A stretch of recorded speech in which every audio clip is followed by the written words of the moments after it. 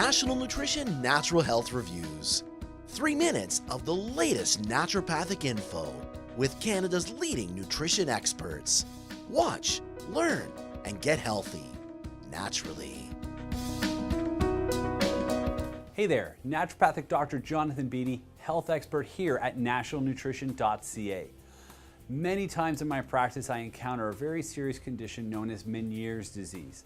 Menieres Disease is a disease characterized by vertigo, dizziness, often associated with nausea and vomiting, and it can be quite a debilitating condition.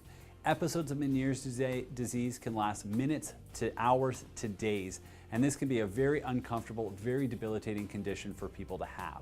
We don't know 100% exactly what causes Meniere's disease, although we do know it is associated with a variety of nutrient deficiencies. We also know it's associated with inflammation of something called the vagus nerve, which is a major nerve in our body.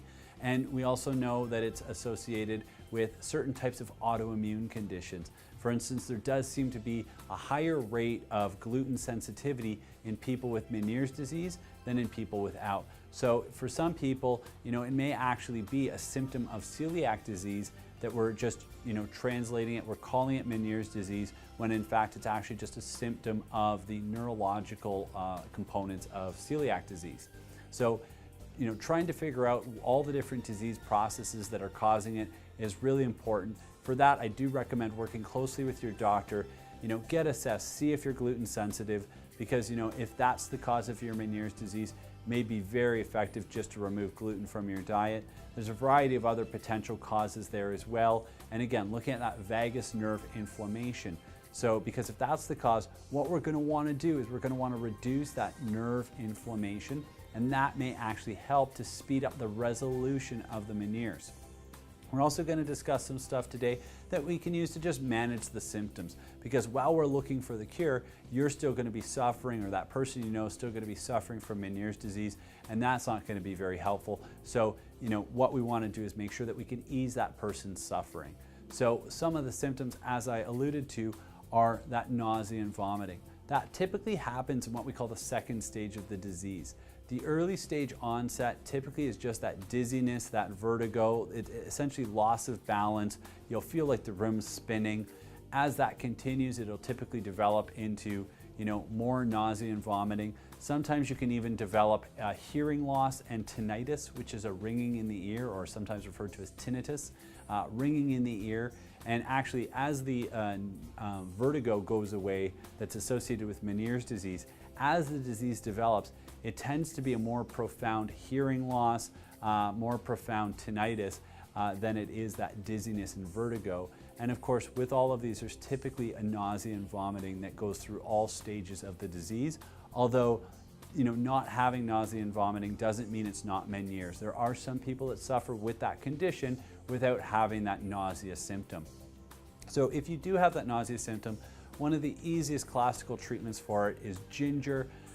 Ginger root, very, very, very effective as an anti-nauseant, best used in high doses right at the onset of symptoms to really just try and minimize the upset stomach that comes with the disease, so that you can really try and mitigate the symptoms and just have a little bit more comfort while you go through an episode of Meniere's disease. Now, in addition to that, some research has also shown that obviously avoiding gluten is beneficial. What we also need to do is we need to manage inflammation of the nerves. And for this, one of the herbs I like to prescribe is ginkgo biloba. It's a very great herb for increasing circulation, which can help to speed the healing of the nerves, as well as it has been shown to be a little bit of an anti-inflammatory for the nervous system as well. And for that, I often combine it with St. John's wort. The reason for this is if you suffer from recurrent bouts of dizziness and vertigo, you suffer from hearing loss, tinnitus, and nausea, that can be a very stressful, very depressing group of symptoms to have, especially when you go to your doctor and they tell you, what, we don't know why this happened, you're just going to have to suffer through the episodes until they go away. So St. John's wort, very good antidepressant, but it also works as a very potent anti-inflammatory for the nervous system. And I have seen a few cases where St. John's wort has been effective in helping to manage Meniere's symptoms. So that's another thing that you can look into as far as treatment goes. So if you do suffer from Meniere's disease, I hope these little hints and tips help ease your suffering. I hope you find the cause of your condition so that you can eliminate it and no longer need to suffer from this debilitating condition. Check out more of our natural health videos, subscribe. If you have any questions or comments, please post them below.